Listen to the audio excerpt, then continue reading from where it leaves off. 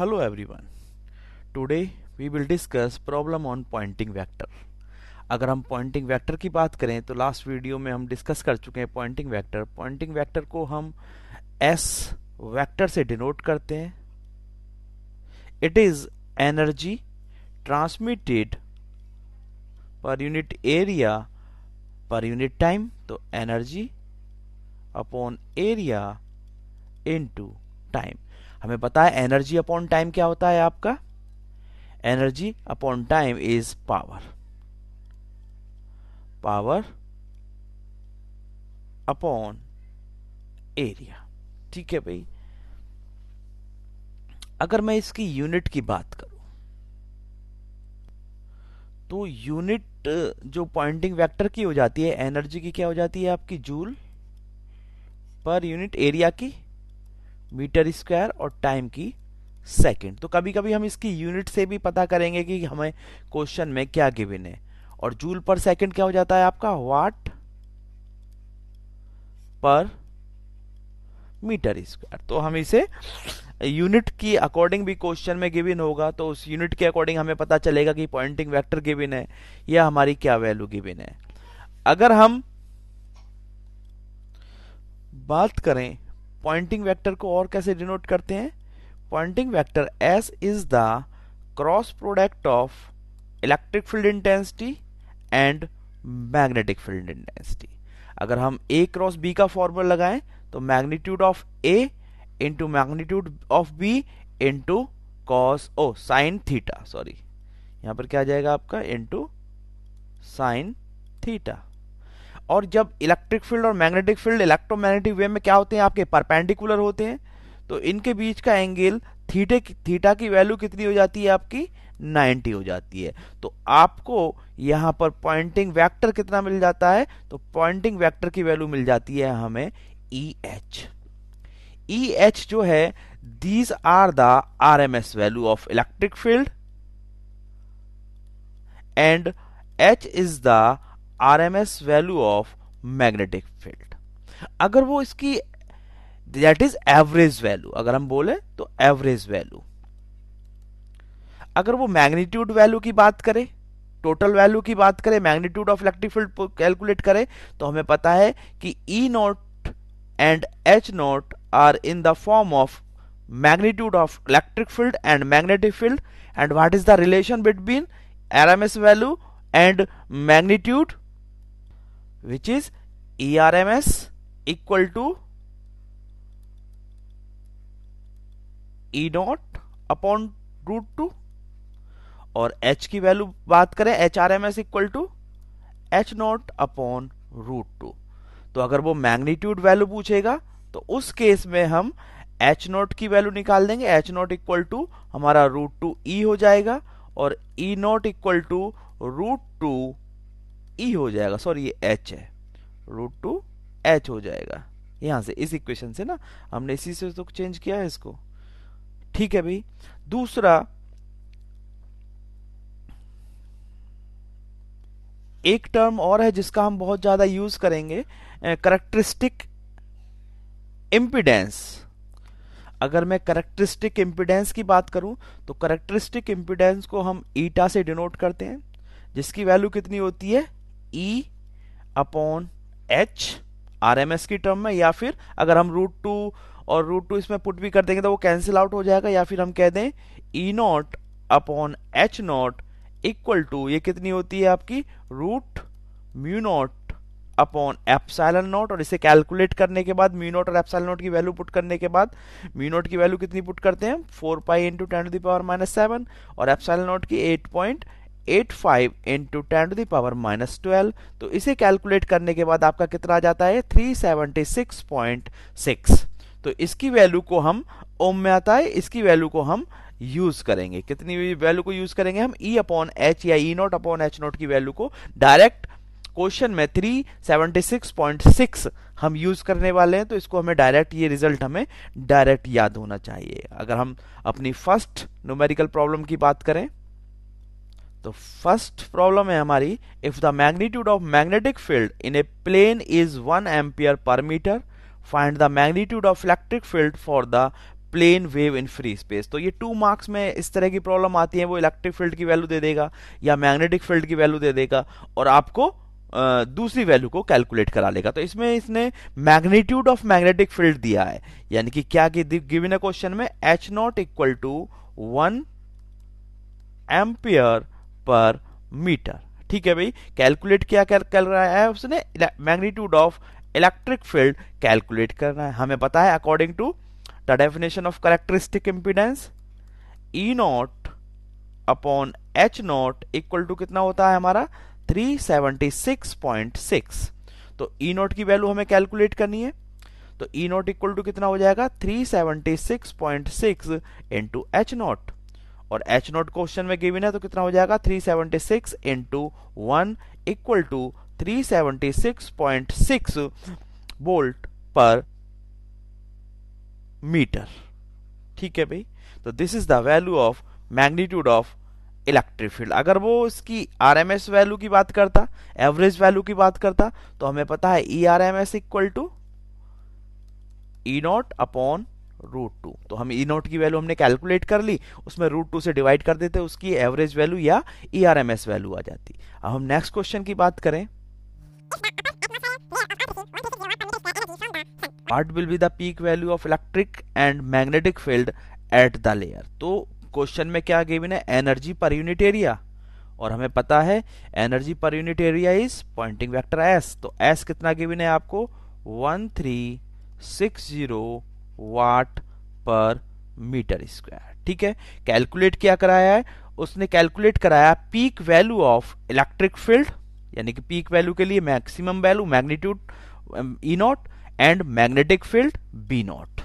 ठीक है भी, हमें कौन कौन सी वैल्यू कैलकुलेट करनी है, हमें ई नॉट और बी नॉट की वैल्यू कैलकुलेट करनी है। ठीक है भाई, हमें पता है एस इक्वल टू कितना होता है हमारा ई क्रॉस एच। ठीक है भाई, लेकिन क्वेश्चन में इंटेंसिटी तो पूछनी है उसने, electric field intensity, magnetic field intensity नहीं पूछी, मैग्नेटिक फील्ड पूछा है। तो इसलिए हम एच को किसकी टर्म में लिख देंगे, बी की टर्म में लिख देंगे। तो बी अपॉन कितना हो जाएगा आपका 1 अपॉन म्यू नॉट, क्योंकि आपका बी इक्वल टू कितना होता है हमारा म्यू नॉट एच। तो एच इक्वल टू कितना हो जाएगा बी अपॉन म्यू नॉट, तो म्यू नॉट आपका बाहर आ गया। क्रॉस प्रोडक्ट है तो हम क्या ले सकते हैं, मैग्नीट्यूड फॉर्म में क्या ले सकते हैं इसे, E B upon mu nought, equation number 1, क्योंकि हम पहले डिस्कस कर चुके हैं A cross B equal to A B sine theta, और यहां पर इलेक्ट्रिक फील्ड और मैग्नेटिक फील्ड क्या है आपके परपेंडिकुलर है, तो एंगल कितना हो जाता है उनके बीच में साइन थीटा 90 और साइन 90 इज 1। तो यहां से ए क्रॉस बी की वैल्यू कितनी हो जाएगी, ए बी वैल्यू हो जाएगी। These are the RMS value, और हमें पता है ई इक्वल टू कितना होता है आपका B C, so that B equal to कितना हो जाएगा आपका ई अपॉन सी। तो यहां से पॉइंटिंग वेक्टर एस की वैल्यू आ जाएगी आपकी E into E upon mu not, already आपके पास है और ये सी आ गया, तो ये वैल्यू क्या आ जाती है आपकी E square upon mu nought सी। हमें क्या कैलकुलेट करना है, हमें तो ई कैलकुलेट करना है, या फिर हम बात करें मैग्नीट्यूड फॉर्म में तो हमें तो मैक्सिमम वैल्यू कैलकुलेट करनी है। ये क्या है, E R M S value है, इसको हम इस तरह से लिख सकते हैं E R M S square upon mu nought C, और हमें पता है E R M S equal to average value is equal to E not upon √2, क्योंकि हमें क्या कैलकुलेट करना है, peak value, maximum value, magnitude calculate करना, जो मैक्सिमम मैग्नीट्यूड होता है इलेक्ट्रिक फील्ड का। तो हमने क्या किया, इसे हमने मैग्नीट्यूड की टर्म में इस वैल्यू को पुट कर दिया। ठीक है भाई, तो हमारी वैल्यू यहां से क्या हो जाती है, हमारी वैल्यू यहां से हो जाती है आपका ई आर एम एस की जगह हमने ई नॉट का स्क्वायर हो जाएगा आपका ई नॉट स्क्वायर, √2 का स्क्वायर करोगे तो 2 हो जाएगा इंटू म्यू नॉट सी।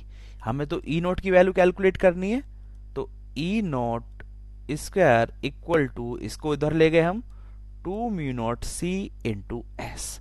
तो यहां से अगर हम बात करें तो यहां से आपका ई नॉट की वैल्यू कितनी आ जाएगी आपकी, ई नॉट की वैल्यू आ गई √2 म्यू नॉट सी एस। ठीक है भाई, इसमें वैल्यू पुट कर देंगे तो हमें क्या मिल जाएगा, E nought equal to root two, mu nought की वैल्यू कितनी होती है आपकी 4 pi into 10 to the power -7 into C की वैल्यू आपको पता है 3 into 10 to the power 8। S question में गिवन है, कितना गिवन है क्वेश्चन में 1360। ठीक है भाई, अगर आप इसे कैलकुलेट करेंगे तो कैलकुलेट करके ई नोट की वैल्यू आपको कितनी मिल जाती है, ई नोट की वैल्यू मिल जाती है आपको 1.012 किलो वोल्ट पर मीटर। ठीक है, ये आपकी ई नोट की वैल्यू कैलकुलेट हो गई। अब आपको क्या कैलकुलेट करना है, मैग्नेटिक फील्ड की मैक्स पीक वैल्यू। तो हमें पता है E note equal to C B nought. तो यहां से बी नोट की वैल्यू कितनी हो जाएगी आपकी, B naught equal to E note upon सी।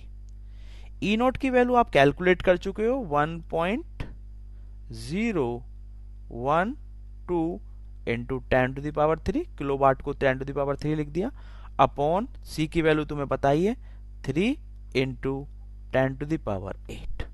जब इसे आप सॉल्व कर लोगे तो peak value of magnetic field आपको कितनी मिल जाती है, बी नॉट की वैल्यू आपको मिल जाती है 3.37 into 10 to the power -6 weber per metre square. तो ये आ गया आपके वैल्यू ऑफ मैग्नेटिक फील्ड। इसको सॉल्व करने का सेकंड मेथड भी है, देखो भी उस मेथड से भी हम सॉल्व कर सकते हैं, वो थोड़ा इजी भी पड़ जाता है आपका सेकंड मेथड। सेकंड मेथड, अगर मैं सेकंड मेथड की बात करूं तो क्वेश्चन में एस गिवन है 1360 और मुझे पता है एस इक्वल टू कितना होता है आपका E cross B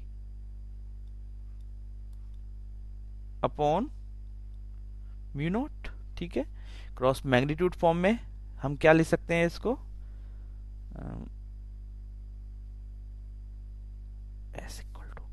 S equal to कितना हो जाएगा, ये एस इक्वल टू हो जाएगा आपका E B upon mu naught. Clear है भाई, तो ये आपकी आ गई ई बी। इसे अगर आप मैग्नीट्यूड फॉर्म में लिखना चाहो तो इसको क्या लिख सकते हो आप, E nought into B not upon √2 into √2 mu nought S equal to. तो आपका कितना आ जाएगा, ये एस इक्वल टू आ जाएगा आपका E nought B not upon 2 mu nought.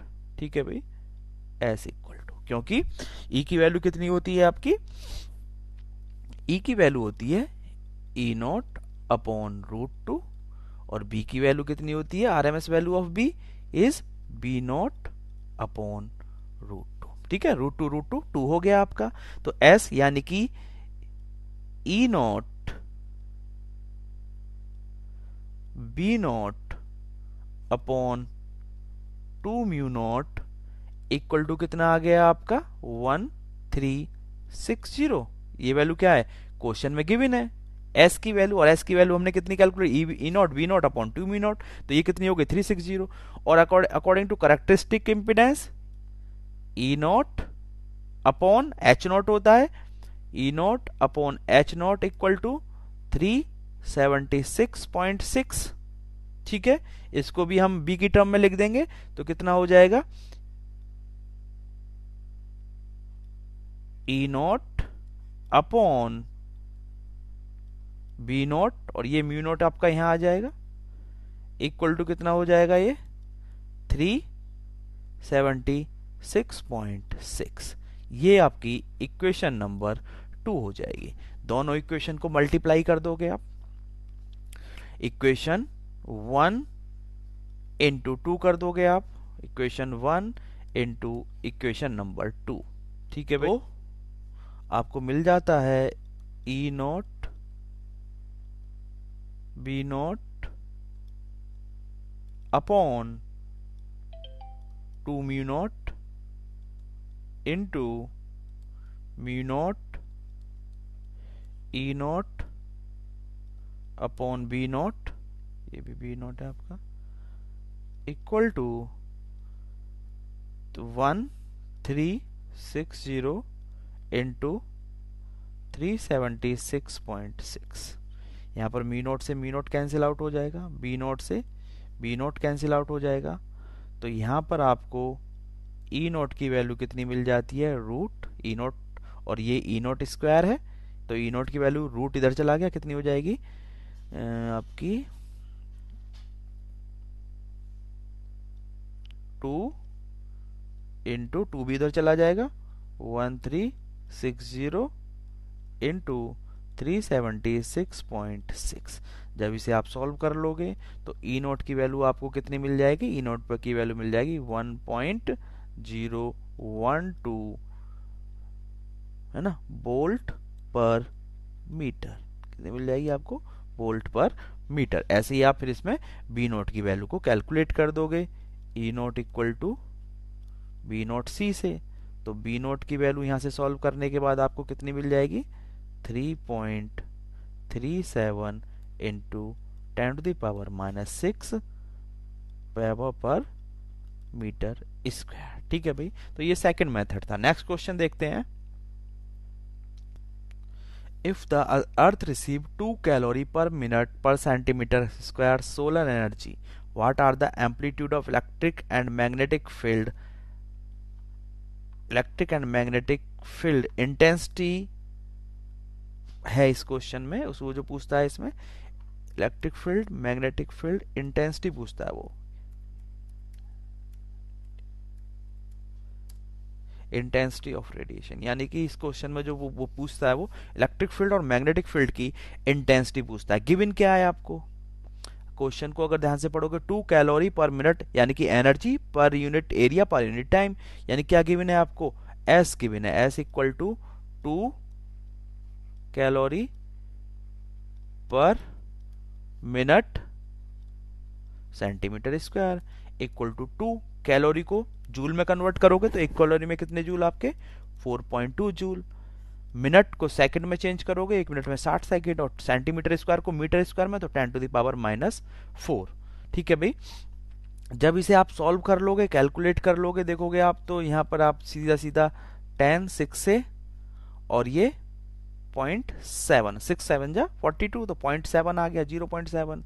ठीक है भाई, तो 7 2 जा 14 और ये 0 से 1 जीरो नीचे चली गई आपकी तो -2 यानी कि 2 जीरो आ गई, तो कितना मिल जाएगा 14,000 जूल पर मीटर स्क्वायर सेकेंड। ठीक है, तो ये हमें S की वैल्यू आ गई। S इक्वल टू हमें पता है कितना होता है आपका EH होता है, तो EH इक्वल टू कितना हो गया आपका 1400। Equation number 1। करेक्टरिस्टिक इम्पीडेंस से E अपॉन H कितना होता है हमारा 376.6। Equation number 2। 1 और 2 की आप मल्टीप्लाई कर दोगे तो कितना आ जाएगा यहाँ से ई स्क्वायर, H से H कैंसिल आउट हो जाएगा, मैं लिख देता हूँ चलो, तो ये कितना हो जाएगा आपका, ये हो जाएगा EH into E upon H equal to 1400 into 376.6।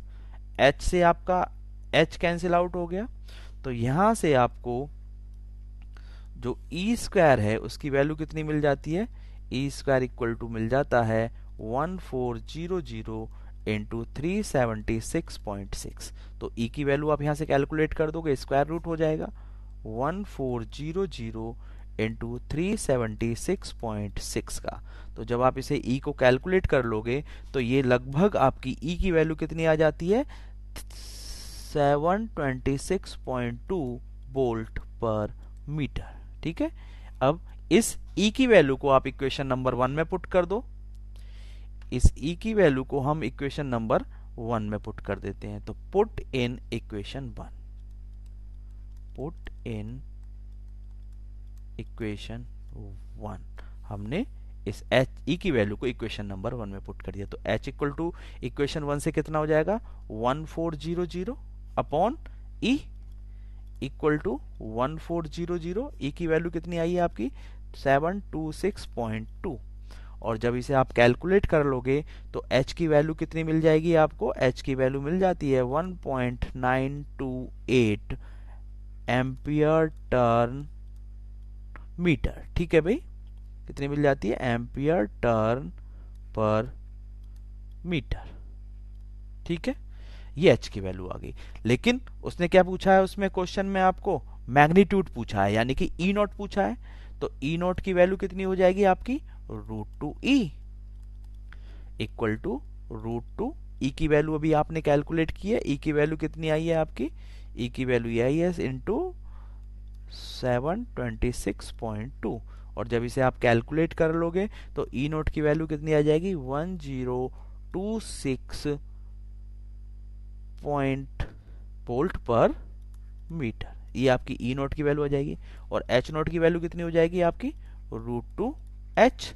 तो √2h की वैल्यू कितनी गिवन है आपकी एच की वैल्यू आपने कैलकुलेट कर ली है 1.928। और जब इसे आप सॉल्व कर लोगे तो h की वैल्यू कितनी हो जाएगी आपकी 2.726 एम्पियर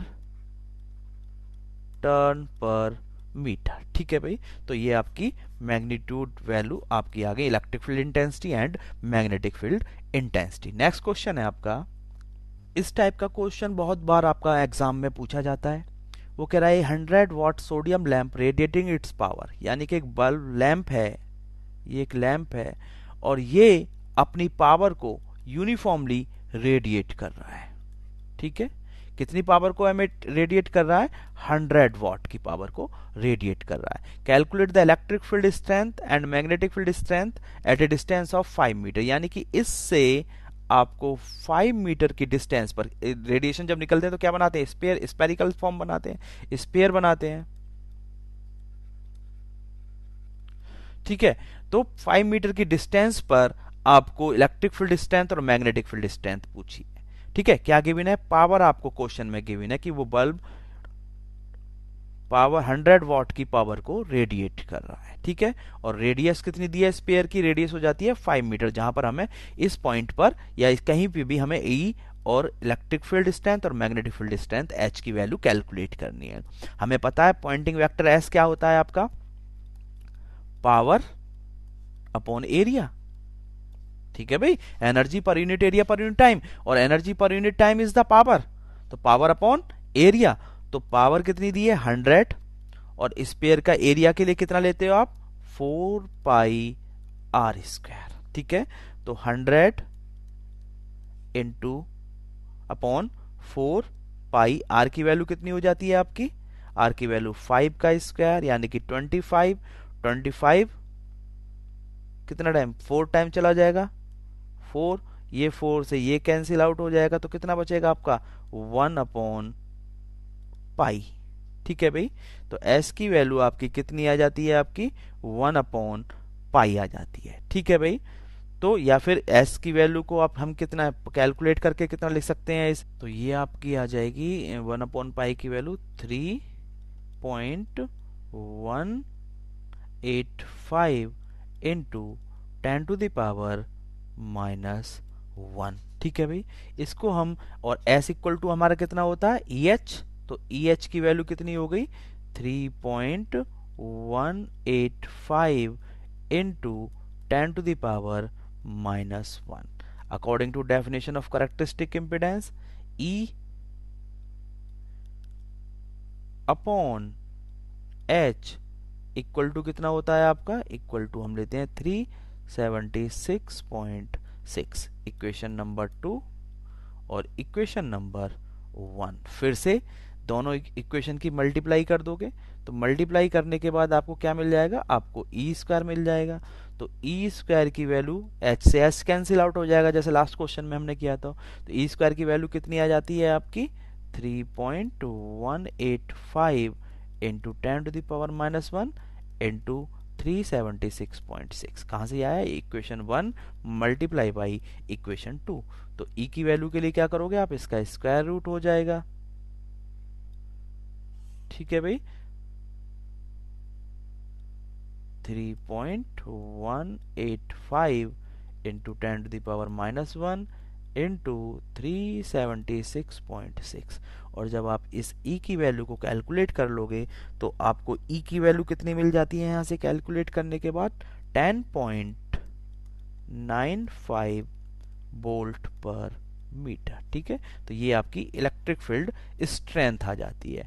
इस e की वैल्यू को अगर आप इक्वेशन 1 या 2 में पुट कर दोगे तो आपको h की वैल्यू हो जाएगी, पुट इन 1, और 1 से h की वैल्यू कितनी हो जाती है आपकी? 3.185 into 10⁻⁻1 upon e equal to 3.185 into 10⁻⁻1 upon e की वैल्यू कितनी आ गई है हमारी? 10.95।